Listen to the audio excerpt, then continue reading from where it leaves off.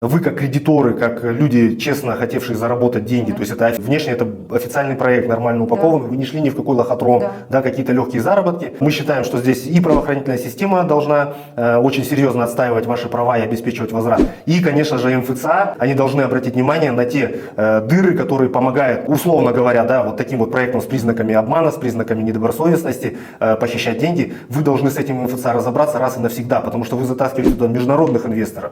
У вас в менеджменте огромное количество иностранцев.